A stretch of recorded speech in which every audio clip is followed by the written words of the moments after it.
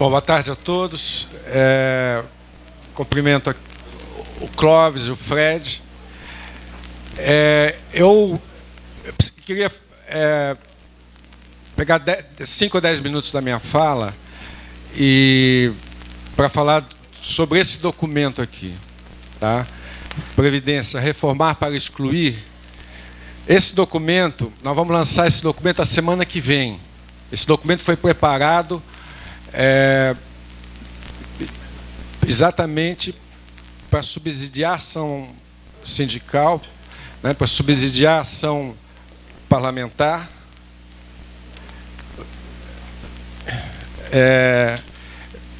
apresentando argumentos contrários a essa reforma. O documento foi preparado, organizado pelo DIESE e pela Anfip, e contou com a participação e com a colaboração de cerca de 20 especialistas do nosso campo. Organizado pela Anfip e pelo DIESE, e o documento tem 14 temas. 14 temas, só para vocês terem uma ideia. Antes, deixa eu dizer assim, esse documento síntese, nós temos uma versão síntese. Aqui está dito 8 de fevereiro, mas não vai dar. Nós vamos lançar tudo 15 de fevereiro, em torno do dia 15 de fevereiro. Tem um documento síntese que tem aproximadamente 40 páginas. E nós temos um documento completo, que são 250 páginas, mais de 120, 130 tabelas. E, paralelamente a isso, nós vamos fazer uma campanha de mídia com vídeos curtos de 2 minutos, etc, etc. O objetivo é subsidiar o movimento sindical, os parlamentares, a sociedade, etc., para lutar contra essa reforma. O documento, ele trata de 14 pontos. Eu não tenho tempo de falar sobre esses 14 pontos. Vou falar hoje desse primeiro, contexto mais amplo da reforma da Previdência e da Seguridade Social.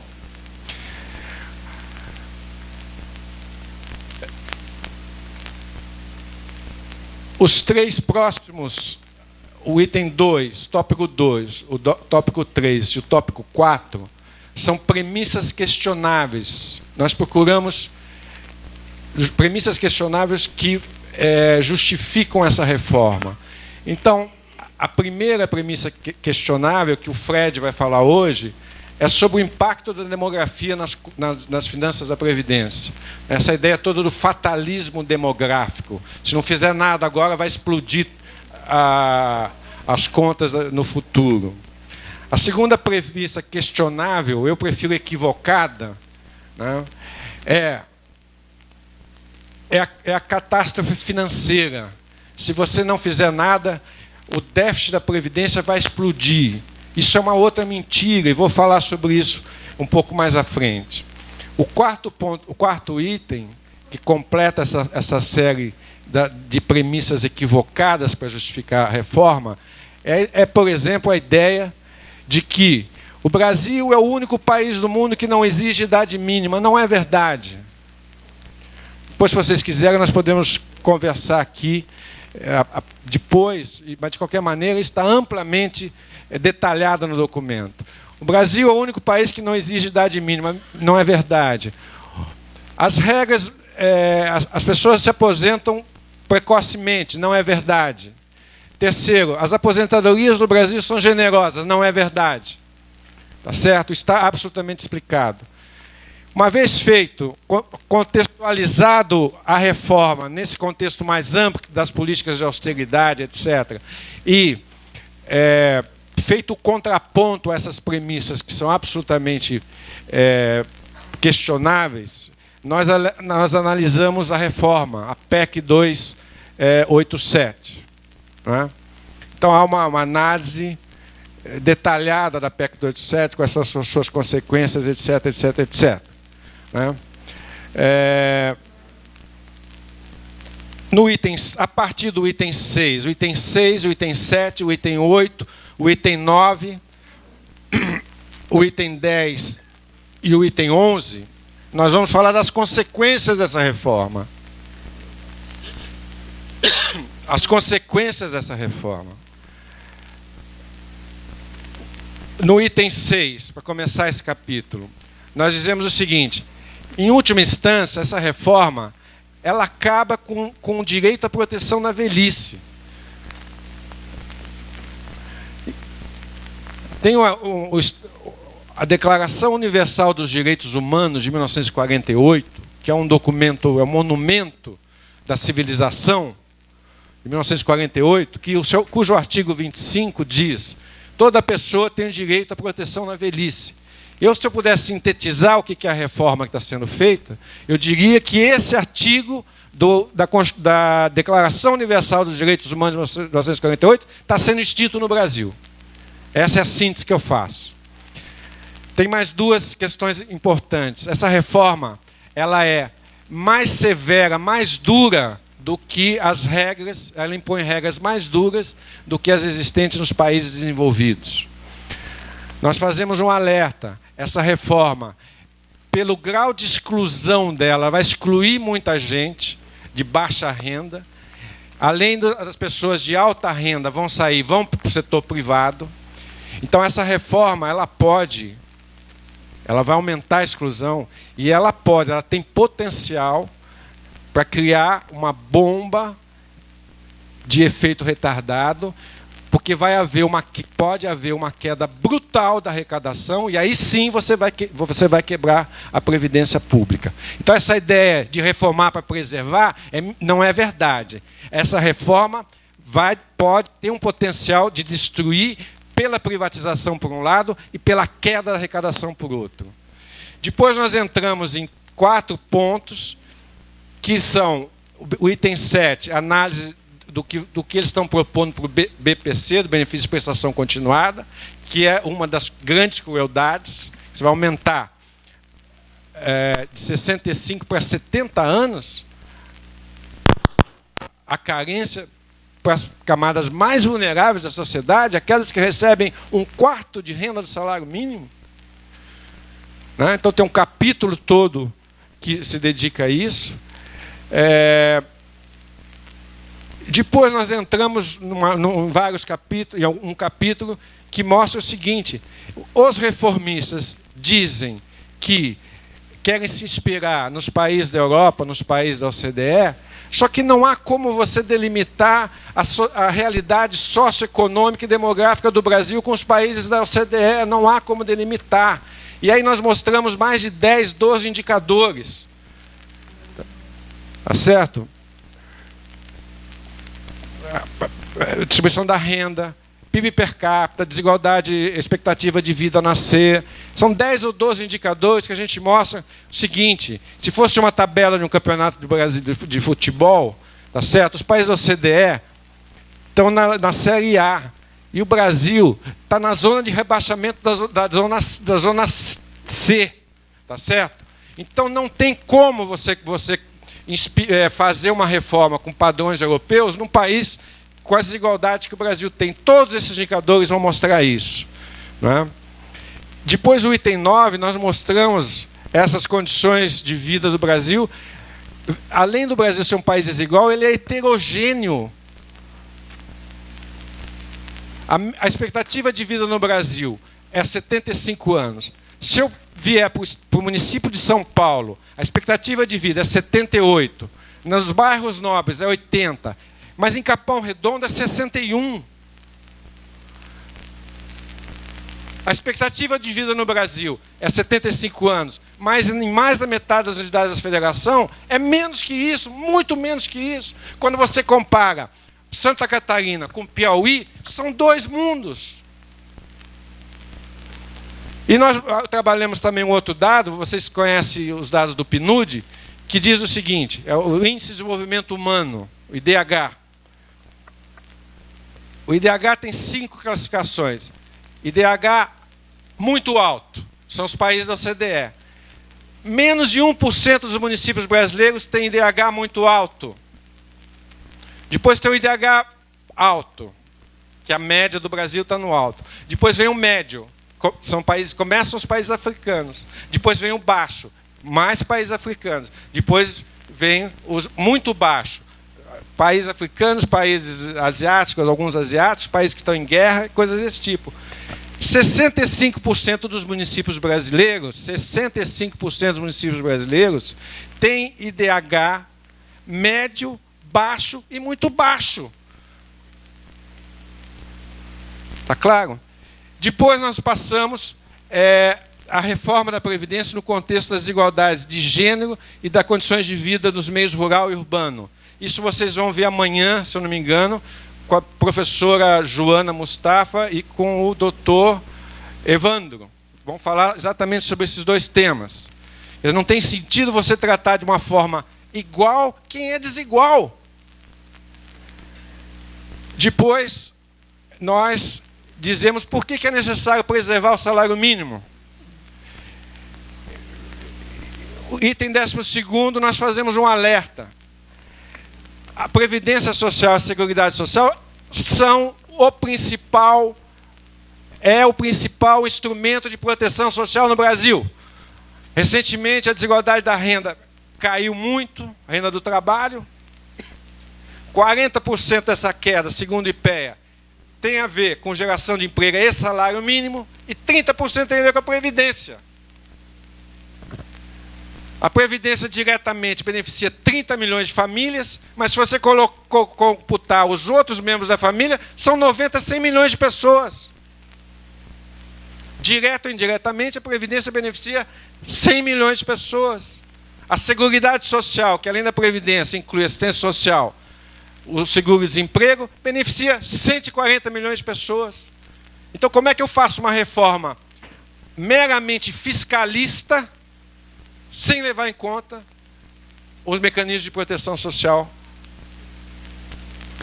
do país, tá certo? Então tem vários indicadores, a importância da Previdência, da Seguridade Social na distribuição da renda, no combate à pobreza, e há um estudo que o Diese fez, o Antônio Ibarra, um técnico do IPEA, que fez, que diz assim: hoje a pobreza entre os idosos é 0,5% da população, e se não tiver Previdência, não tiver pensão, não tiver o BPC, a pobreza vai chegar a mais de 50% da população idosa.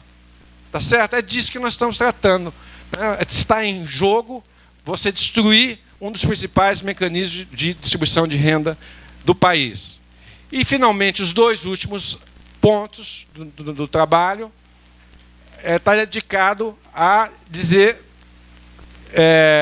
como garantir o equilíbrio financeiro de longo prazo. E aí tem dois aspectos. O item 13 diz as questões relacionadas diretamente à Previdência e à Seguridade. E o item 14, as questões ligadas à política macroeconômica. No primeiro caso, a ideia geral, eu não tenho tempo para falar em detalhe, a ideia geral é como garantir a equilíbrio financeiro de longo prazo, questões internas, a Seguridade e a Previdência. O que nós dizemos? Não precisa aumentar imposto, basta simplesmente que a Constituição da República seja cumprida nos seus artigos 194 e 195. É só isso. Isso que nunca aconteceu desde 1989. Como é que eu posso falar num déficit de 85 bilhões em 2015, se nesse ano a contribuição sobre o lucro e a contribuição sobre o faturamento arrecadaram juntas 310 bilhões. E essas duas são fontes de receitas da Seguridade Social, e a Previdência faz parte da Seguridade Social, pelo que diz a Constituição de 88. Como que eu vou falar de déficit de 85 se nenhum centavo desses 320 bilhões foi utilizado para financiar esse suposto déficit? Está claro? Há também uma série de medidas ligadas à fiscalização, controle interno, dívida ativa, etc. E, finalmente, no último ponto, nós vamos falar sobre como garantir o equilíbrio no longo prazo, ligados à política econômica, porque é o seguinte: quando você isola a Previdência, diz a Previdência é o problema, você deixa de desconsiderar uma série de coisas. A Previdência não é só a Previdência. Por exemplo, O que é sustentável com uma queda de PIB de 3,8% em 2015 e 3,5% em 2016? O que é sustentável? A Previdência é sustentável? Só a Previdência? Ou será que os governos estaduais também não vão quebrar? Ou será que os governos municipais também não vão quebrar? Está claro? Quer dizer, uma questão central é que, quando eu vou fazer um ajuste, eu não posso pensar só na despesa, eu tenho que pensar na receita. A fonte de financiamento da Previdência é do mercado de trabalho e é da atividade econômica. Se a economia cai, isso cai a arrecadação. Se a economia cresce, isso melhora. Então, não há alternativa para o país, não é para a Previdência, sem crescimento. Segundo ponto, o crescimento é condição para quê? Para incluir mais de 38% da força de trabalho que está fora da Previdência, que não contribui e que não terá proteção na velhice. Com o crescimento, o que nós apoiamos o Diese, especialmente as centrais também? Nós temos que incluir esses 37%. Se essas pessoas forem incluídas, elas vão passar a contribuir, isso aumenta o caixa e vão ter proteção lá na frente. A outra questão é o seguinte: há alternativas não só para o ajuste fiscal, como também para a Previdência, que passam pelo reforço da capacidade financeira do Estado por meio da distribuição mais equitativa das contribuições por parte das camadas de alta renda. O governo diz: eu vou fazer a reforma da Previdência, vai dar uma economia de 700 bilhões em 10 anos. Ele vai economizar 70 bilhões por ano. Eu pergunto, será que não seria um caminho mais, vamos dizer assim, inteligente, se ao invés de partir para essa alternativa, eu abaixasse os juros? Que, por exemplo, o Brasil gastou em 2015 500 bilhões de juros. É mais do que a Previdência, nós gastamos 440 bilhões. Então, se eu baixasse os juros, eu economizo 500 bilhões. Eu tenho um potencial para redução de 500 bilhões. E se o governo, por exemplo, revisse as desonerações, as renúncias fiscais, o governo deixa de arrecadar todo ano 280 bilhões. Ele abre mão de 25% das suas receitas. E se o governo, em terceiro lugar, fizesse a reforma tributária, quanto que seria possível arrecadar?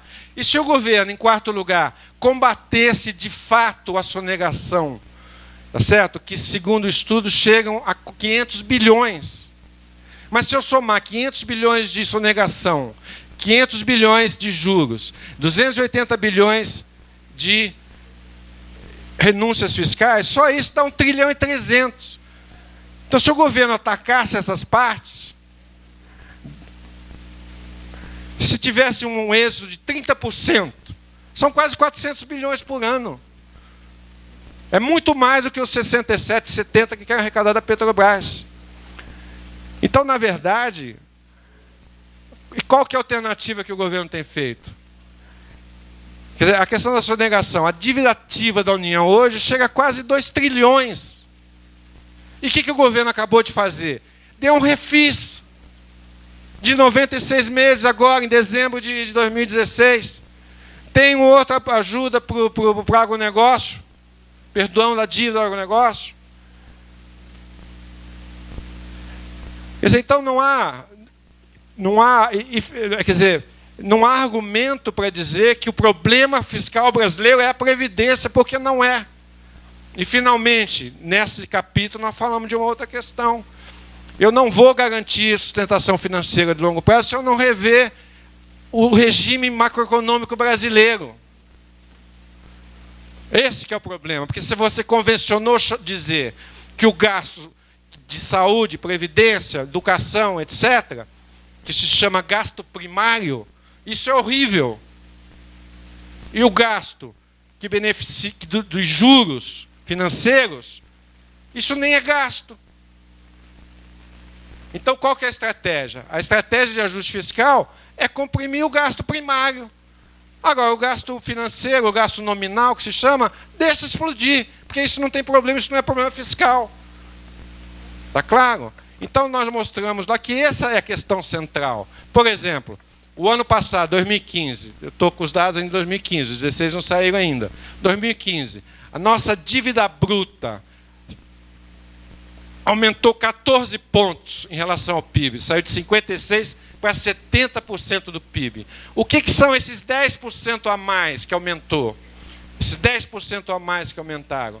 Esses 10% a mais, 1,5% é o gasto primário, com educação, com saúde. 8,5% tem a ver com gasto com juros. Então, como que o problema brasileiro é o gasto primário? É a Previdência. Tá claro? Não há nenhuma razão técnica para sustentar esse argumento falacioso. Tá claro? Então, são esses 14 pontos que nós tratamos no documento. 14 pontos que nós tratamos no documento. Isso vai estar acessível. Nós fizemos isso para vocês, para a sociedade, para o parlamento. Trabalhamos nos últimos 4, 5 meses. O Clóvis participou disso, o Fred participou disso, a Joana participou disso, o Evandro participou, quem mais que está aqui? O Fernando participou, tem a Fatinha, cadê a Fatinha? A Fatinha vai falar amanhã, participou, tá certo? Eu vou esquecer das pessoas, mas são mais de 20 especialistas, nós trabalhamos 4, 5 meses seguidos, trabalho pesado, para poder, nesse momento, disponibilizar esse documento para vocês. Isso vai estar disponibilizado na semana que vem. Eu tenho menos de 10 minutos e vou falar agora sobre o tema da exposição.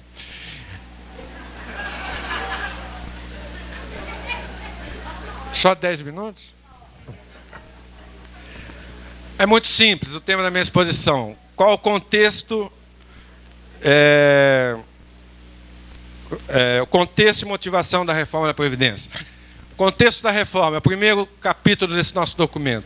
O contexto da reforma são essas políticas de austeridade econômica que foram implantadas na Europa, que produziu os desastres que vocês já viram. Tá certo? Hoje, até Banco Mundial, Fundo Monetário Internacional, que apoiaram isso há 10 anos atrás, hoje estão fazendo a autocrítica disso. E nós aqui estamos aprofundando essas reformas. O objetivo último dessas reformas é abaixar o salário, aumentar os lucros. Esse é o objetivo último. Eu não tenho tempo para falar sobre isso, mas esse é o objetivo último. Tá claro? Eu digo para vocês que o único propósito desse tipo de política econômica é colocar a inflação dentro da meta, a qualquer custo. É o único projeto nacional que esse pessoal tem, é colocar a inflação dentro da meta, a qualquer custo. E qual que é a melhor maneira de fazer isso? É com recessão, porque a recessão leva o desemprego para as alturas. Em 2 anos, nós estamos perdendo mais de 10 anos de geração de emprego. A taxa de desemprego está voltando ao que era há 12 anos atrás. Mas quando eu faço isso, o que acontece? As pessoas não têm renda. Aumenta o desemprego, cai a renda, as pessoas não compram, a inflação baixa. É o melhor jeito de baixar a inflação, é esse. Tá certo? E isso também é útil para criminalizar políticas redistributivas. Tá certo? E está sendo útil para alterar a Constituição de 88. Essa que a reforma da Previdência vai ter que ser pensada na mesma perspectiva do teto de gastos, né, dessa emenda constitucional que passou, que coloca um teto de gastos durante 20 anos, só para as despesas primárias, não para as despesas financeiras. É a mesma perspectiva do retrocesso da reforma trabalhista, que quer fazer com que os direitos trabalhistas no Brasil retrocedam 100 anos. Nós vamos voltar para antes da CLT. E também a mesma perspectiva da reforma tributária que vem pela frente. Está claro? Então, há um processo todo, dizer o seguinte: como a questão fiscal se agrava por conta da recessão, não tem alternativa, a não ser o quê? A não ser rever o Estado Social de 1988. Então, o que está em jogo hoje no Brasil não é um ajuste fiscal. O que está em jogo hoje no Brasil é uma mudança de um modelo de sociedade. Tá certo? Essas elites brasileiras jamais aceitaram a Constituição de 88. Jamais, porque foi a primeira vez em 500 anos de história que nós tivemos um embrião de uma cidadania social minimamente em fase de construção. Isso é inaceitável para o capitalismo brasileiro, que é predatório e é absolutamente precário. Então, hoje, o que nós estamos assistindo é fazer com que o capitalismo brasileiro volte ao seu rumo que ele sempre esteve, desde o pau-brasil, em 1500. Tá certo? Aqui é um lugar para você vir, explorar e ir embora. Tá claro? Então, é disso que nós estamos falando. Tá certo? Esse é o contexto mais amplo da reforma. E, nessa perspectiva, o golpe parlamentar que ocorreu é uma oportunidade. É uma oportunidade para um programa desse tipo não passa no crivo popular. Tá claro? Eles têm até 2018 para terminar esse serviço que estão fazendo. E não estão fazendo só no Estado Social, estão fazendo também na macroeconomia, na reforma do Estado, privatização, acabando com o BNDES, acabando com os bancos públicos, etc. O que está em jogo no Brasil hoje é a implantação de um projeto ultraliberal no ponto de vista econômico e do ponto de vista social, coisa que tentam fazer há mais de 30 anos e nunca conseguiram, inclusive sendo derrotado nas últimas eleições. Esse é o contexto mais amplo. Eu queria só falar duas coisas. Eu tenho 5 minutos, vou falar 2 minutos sobre cada uma e a outra. O Fred vai falar sobre isso, mas eu não posso deixar de mencionar. O Fred vai aprofundar isso. A questão da demografia. Há uma questão aqui que eu acho que o Fred vai desenvolver, que é o seguinte: é falso o argumento que a população vai envelhecer e o país vai explodir, a previdência vai explodir. É falso por quê? Porque diversos países enfrentaram esse problema no século passado, a Europa enfrentou esse problema no século passado, eles enfrentaram o problema e não destruíram o seu sistema de proteção social. Vai aumentar o gasto da previdência? Vai. Hoje esses países gastam 13%, 14%, 15% do PIB com previdência, nós gastamos 7%, nós vamos aumentar. E qual o problema? Temos 40 anos para pensar nesse assunto. A outra questão é a seguinte: o argumento que eles usam é vai ter muito menos trabalhador ativo para sustentar muito mais velhos inativos. Esse argumento é uma falácia. Por quê? Por que é uma falácia? Porque a previdência não é financiada só pelo trabalhador ativo. A previdência é financiada pelo trabalhador ativo, é financiada pelas empresas e é, sobretudo, financiada pelo governo. Na OCDE, 50% da Seguridade Social é do governo. É o governo que financia 50%. Os países da Europa.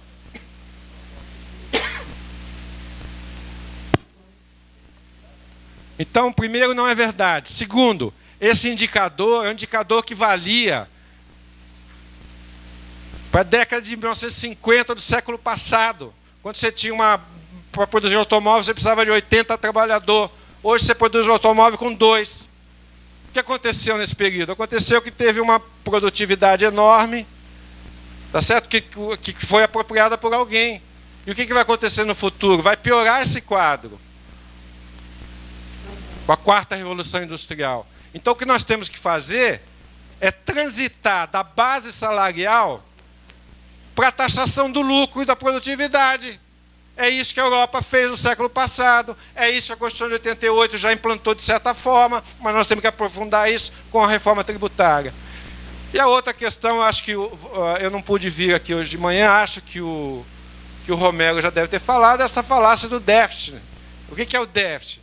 O déficit é a parte, os constituintes seguiram o exemplo, já estou terminando, seguiram o exemplo da OCDE, se inspiraram no exemplo da OCDE, os países da OCDE, que é o sistema tripartite, é o trabalhador, o empregador e o governo. Os constituintes fizeram isso. Há lá o artigo 194 e o artigo 195, é só dar um Google aí e você vê. E o que aconteceu? Aconteceu que a área econômica passou a mão na contribuição sobre o lucro e a contribuição sobre o faturamento, e o Ministério da Previdência, desde 89, não continuou contabilizando as receitas, só a parte do governo e a parte do empregado. O que é o déficit? A parte do governo que, embora prevista na Constituição da República, não é contabilizada, é só isso. Então essa é uma outra falácia absurda, que, como eu acho que eu já falei isso, a OAB, essa semana, fez uma nota dizendo que juridicamente isso está incorreto. Eu termino dizendo o seguinte: na Dinamarca, é um caso extremo da OCDE, tá certo? Eu disse que na OCDE, 50% das receitas da Seguridade Social vem do governo. Na Dinamarca, é 75%. Sabe quanto representa isso na Dinamarca, os 75%? 27% do PIB. 27% do PIB. A Dinamarca gasta 30% do PIB com seguridade e 27% é a parte do governo. Concluo dizendo, se o Brasil fosse se a Dinamarca fosse uma república das bananas, como nós somos, o rombo da Previdência da Dinamarca seria 27% do PIB. Muito obrigado. Obrigado, Eduardo.